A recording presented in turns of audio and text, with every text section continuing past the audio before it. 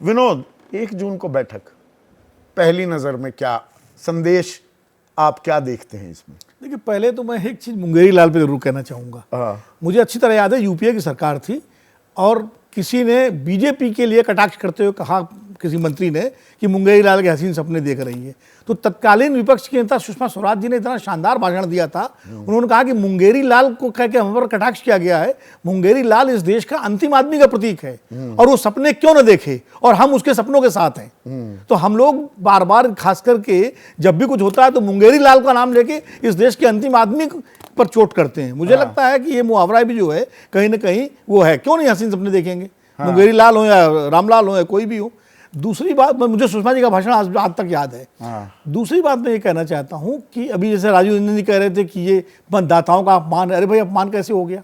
अब बैठक दिन में हो रही कि शाम, अगर शाम को बैठक हो रही होगी तब तक तो वोट पड़ चुके होंगे। दिन में कोई प्रचार थोड़ा हो सकता है, दिन में प्रचार नहीं हो सकता, पर उसमें अरविंद केजरीवाल को 2 तारीख को समर्पण करना होगा। वो एक बड़ा कारण है। दूसरी बात यह है कि मुझे लगता है कि इंडिया गठबंधन एक भी दिन गंवाना नहीं चाहता है। मान लीजिए 2 तारीख को बैठक करें तो एक दिन चला गया ना, तो 2 और 3 आपके बीच में बचते हैं, 2 दिन रणनीति बनाने के। अगर 1 तारीख की रात में बैठक होती है, शाम को बैठक होती है, रणनीति पर कोई कानून थोड़ा होता है, रणनीति तो बन सकती है, नहीं, लेकिन लोगों को जिम्मेदारियां दी जाती है। देखिए, इस बैठक में क्या होगा, जो मुझे लगता है, पहले तो हर छत्रप जो है, हर घटक दल अपना असेसमेंट बताएगा कि हम इतनी सीटें जीत रहे हैं, हम इतनी जीत रहे हैं, तब वो ब्लॉक बनेगा। उसके बाद जिम्मेदारियां लगाई जाएंगी कि भाई अगर जरूरत पड़ेगी तो कौन किससे बात करेगा, क्या राष्ट्रपति से मिलने जाएंगे, ये सारी चीजें। इसके लिए अगर एक दिन पहले वो कर रहे हैं तो ये तो उनका एक तरह से मुझे लगता है कि आप इसको कह सकते हैं प्रॉम्प्टनेस है, अंग्रेजी में कहते हैं। वरना इंडिया गठबंधन पर और कांग्रेस पार्टी पर तो ये आरोप ही लगता है कि सुस्त हैं,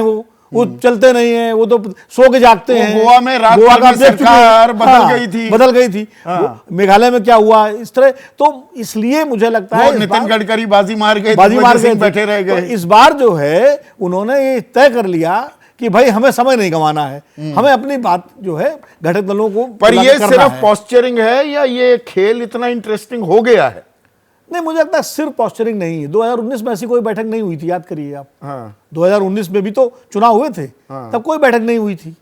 वो ये था जब नतीजे आएंगे तब देखा जाएगा। इस बार अगर बैठक कर रहे हैं, वो कहते हैं ना, डूबते को तिनके का सहारा, तिनका कुछ खोज रहा है क्या विपक्ष? नहीं, मुझे लगता है कि इतना ज्यादा विपक्ष पर हमको निर्दयी नहीं होना चाहिए, निर्मम नहीं होना चाहिए। उन्होंने भी मेहनत की है चुनाव में, ठीक है। भारतीय जनता पार्टी में नरेंद्र मोदी जी की लोकप्रियता है, उनका अपना एक आधार है, उनका एक तंत्र है पूरा, और एक्टिव और एग्रेसिव कैंपेनिंग हुई है। लेकिन विपक्ष ने भी जब उनको संभला, पहले तो देर से संभला, हम सब जानते हैं, लेकिन उसके बाद उन्होंने बहुत मेहनत उन्होंने भी की अपने स्तर पे। तो अगर वो उनको आत्मविश्वास है तो उनको मीटिंग करने में क्या दिक्कत है? इसमें राजीव इसमें दिक्कत क्या है को या बीजेपी को या किसी को क्या परेशानी? पर खेल क्या इंटरेस्टिंग हो गया है? क्या मुकाबला कांटे की टक्कर का है या संदेश दिए जा रहे हैं? और संदेश भाई कोई भी दे सकता है, हर राजनीतिक दल अपनी ताल ठोकता है, ताल ही ठोकी जा रही है।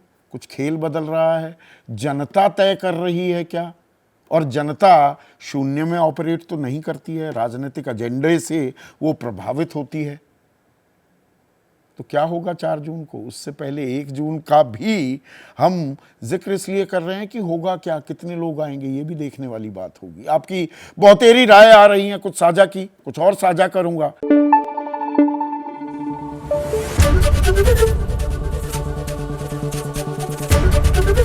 एबीपी न्यूज आपको रखे आगे।